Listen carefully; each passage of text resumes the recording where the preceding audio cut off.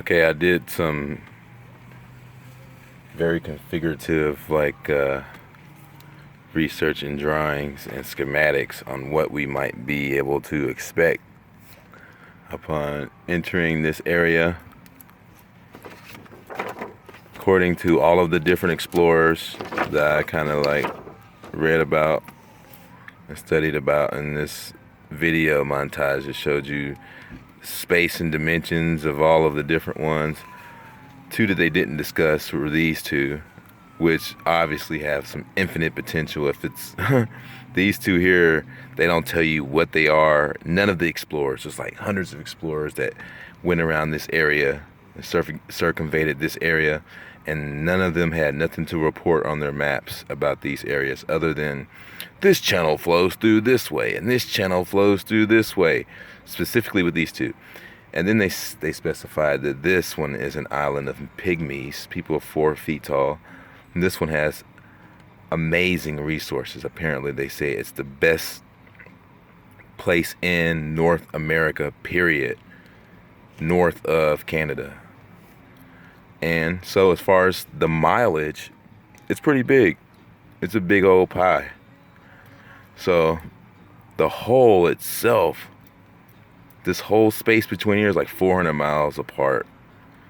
And this is this is like lush, beautiful, tropical places. Right outside of here, it's cold. It's cold there. Then suddenly, when you get around here, you cross over this parallel meridian line, everything is super hot and tropical within this area, and it's beautiful, and it's like a paradise. The mileage, though, check out this mileage. Between this river and this river, it's like 35 miles across. So you're looking at a big, big place, right? So this river here flows really fast, and this one flows really fast. This one flows so fast that it never freezes. And that's in our summer. So when the sun is away from this pattern here in the solace, it's the opposite of the solace, so it would be our summer. So that means that it would be like way, way, way, way out in the continents. Way out in America, this way. So, when it's here, it's really nice, but, however, this area here, which is the magnetic pole, is actually a giant canyon. And they said that it's like 100 miles wide, dude, a big, massive hole.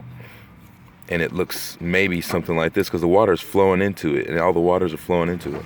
So it may look something like this. And considering that a person would be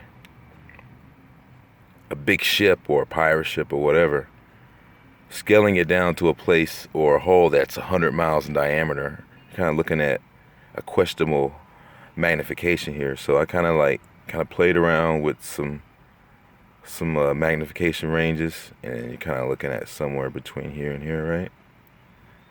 So when you get to this place, you probably see the aurora borealis is bouncing out, and you see this waves of just northern lights shooting out,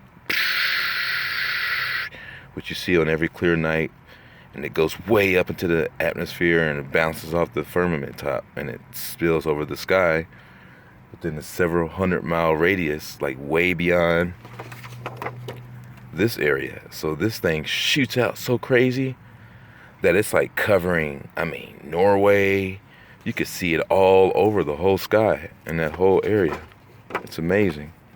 So some stuff that I was kind of thinking it might be good to get some scuba equipment if you were ever to try to jump into some spot like that.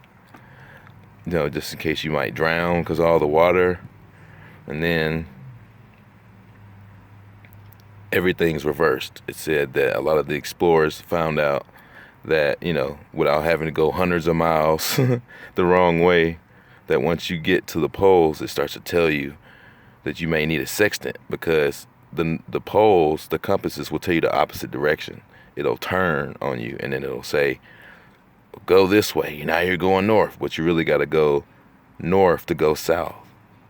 So once you get here, your compass is going to do some weird shit. So you got to be ready for that. All kinds of stuff, man. I saw Friesland, they said, sunk into the sea, which is probably hiding some real nice shit around here. They said there's some kingdoms that used to be here in the 1800s. You know, they're still getting down. And it's probably really modernized. So they say the land of the islands of the Pygmies, the Bargo Islands. They don't even tell you what's here. So you know it's some nice shit. It's probably, who knows, man? It's probably a paradise. As soon as dudes hear that, they're thinking naked girls, dude, naked girls. No.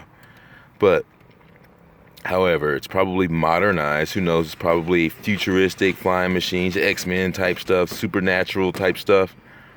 There it is, right there, where X marks the spot, where the X-Men, the powerful beings of this earth, this astral energy beings, dwell.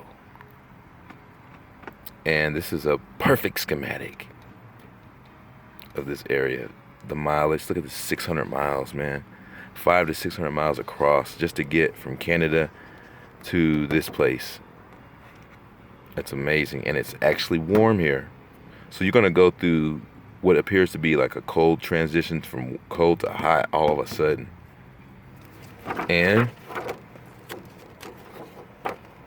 just to recap, a possibility of 100-mile radius canyon that they recorded. I'm going to see if I can post that link and share it below so you can kind of go over some of the research and kind of see for yourself and kind of, you know, come to your own conclusion of how big this hole is. Check it out.